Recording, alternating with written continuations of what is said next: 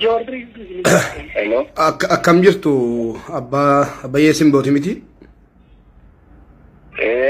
Nagaa jirtu?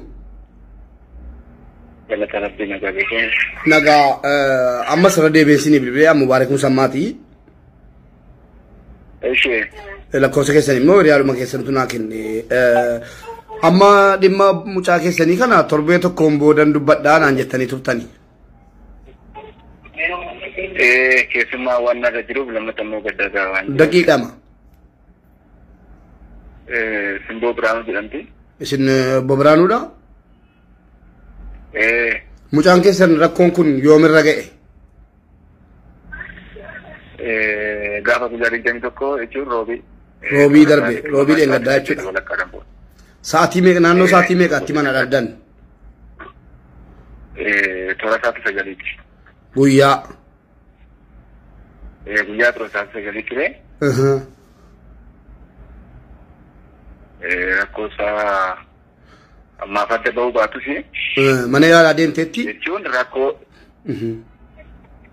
mana yaalaa deemteetti yeroodhaaf akka waan ishiin fuutee hojjettetti fudhatame ture.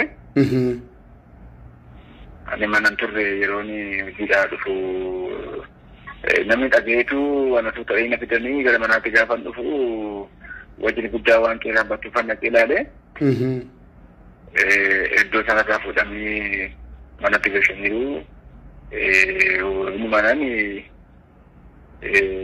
akka ishiin of hin uume waan hin beekuuf kana jechuun kiyya waan akkasii tarkaanfii akkasii fudhattu mucaan daa'ima waan ta'eef waan of ajjeesuu kana sammuu kana duras immoo sammuu keessaa waan jirree waan hin beekuuf dhaqee ilaalee sirrii miti mana yaalaa dhaqee naaf akka qaxxaamtu jedheeni. Fuutee waan of hin ajjeesuu hin dandeenyeefi kun fakkeessaniiti. Lammata immoo waan ishiin ofuutu jedhamee irra jiru gidbii kana keessas hin jiru addisiidhaa miti alaan dhiqannee eessaa akka dhufe hin beeku. Kanaaf mucaan koo kanaaf irratti raawwanne waan ta'eef mana yaalaa naaf adeemti jennaan mana yaalaa yeroodhaaf xeenaa xaabiyaa hidhattee achitti waan sun gudeeddii akka ta'e sana isaan adda baasanii gara hospitaalaatti deemtee irra caalammoo mirkaneeffachuu dandeessaa jedhanii. Kana booda hospitaalaatti gara Finfinnee deemtee achittis ragaa qulqulluun achirraa dhufee qorannaan dhiigas maaliif harka ga'uu baatu sadarkaa informaashiniitti gudeeddiidha waan ta'eef kun immoo mucaa daa'ima kana gudeeddamtee akka duutee ishiin tarii nuunti jedhanii gochuu danda'u ajjeesuu danda'u kaamsuu danda'u kana booda immoo fannisanii akka waan fuutetti fudhachuu akka fudhatamuuf godhameera. Rakkoon kana ture kanarra akkasiin gudeedamte ragaa mana yaalaa isinitti meera jechuudha. Manni yaalaa akkasiin gudeedamte manni yaalaa akkasiin gudeedamte ragaa himeeraa jechuudha. An hospitaala ammaaf nu harkan geenye kana sitti xeenaa xaabiyaatti akkasitti akka gudeedamtee isin immoo irra caalaa kana yoo shakkitantee deemati hospitaala guddaatti.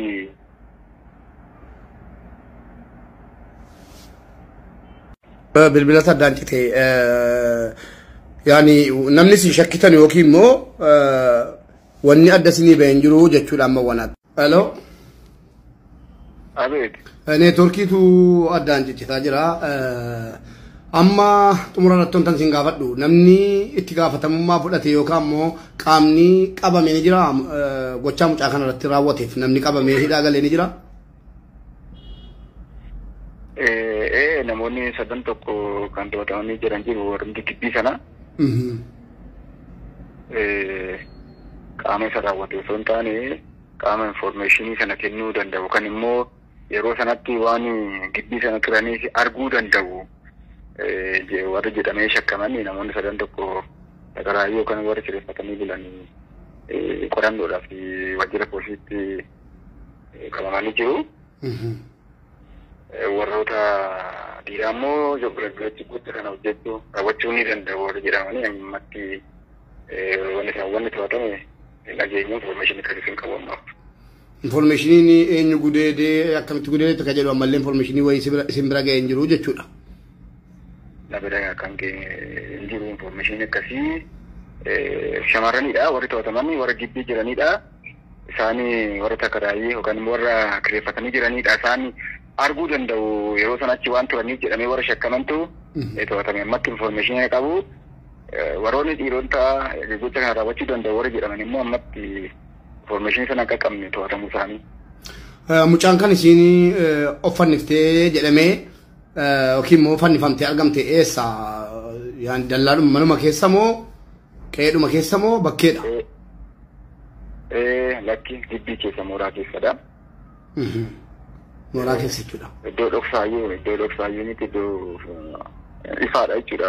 Iddoodha kan mul'achuu danda'udha. Amma xumura irratti uummata Oromootiif dhaamsa maalii dhaammat ture? Dhaamsi namni dhaamu ammatti qaamni qorata yakkaa kan guddinaas haa ta'u kan asittis ammatee itti deemaa jiru. Isaan irraa darbee immoo uummanni Oromoos biyya keessan biyya alaa sagalee ta'ee haqni kun akka bahuu danda'uu fi deeggarsa naa godhanii gaariidha. Ulfaadhaa galatoomaa haga dandeenye sagaleen taanaa obsa siniif kennu haa ta'u akkamitti jirti haati gaarii jirti obsiteetti. Ammatti rakkisaadha. Mucayyoo dhabuun qabne waan dhabneef amma danda'anitti maal gochuu dandeenya.